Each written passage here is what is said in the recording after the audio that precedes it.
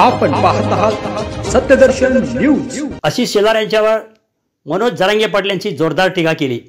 मराठा आरक्षणाचे नेते मनोज जरांगे पाटील यांनी उपोषण स्थगित केल्यानंतर आपल्या गावात परतले। गावात सुरू असलेल्या यात्रेला भेट दिली। गावातील ग्रामदैवत सय्यद बाबा पीराचे दर्शन घेतले। शुक्रवारी मनोज जरांगे यांनी पुन्हा माध्यमांशी संवाद साधला। त्यावेळी त्यांनी राजकारणावर भाष्य केले। भारतीय जनता पक्षाचे नेते आशिष शेलार यांच्यावर जोरदार टीका केली।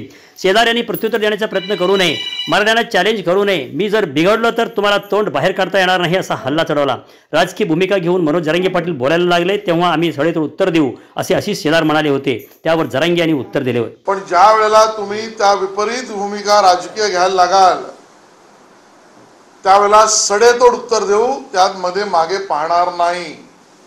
तुम्ही ह्या भानगडीत नका पडू म्हणा। तुम्ही जे आता कोणचं प्रत्युत्तर देणार आहे ना, या भानगडीत पडू नका। मराठ्यांना चॅलेंज नाही करायचं। मराठ्यांना चॅलेंज करणारे कटकपर्यंत टिकून दिलेले नाहीत मराठ्यांनी, हे लक्षात ठेवायचं। मी बोलत नाही म्हणून तुम्ही बोलायला लागलात असं करू नका। मी जर एकदा बिघडलो ना तर इतका बोलल की तुम्हाला तोंड सुद्धा बाहेर नाही काढता येतं आणि मराठी काढू देणार नाही तुम्हाला तोंड बाहेर।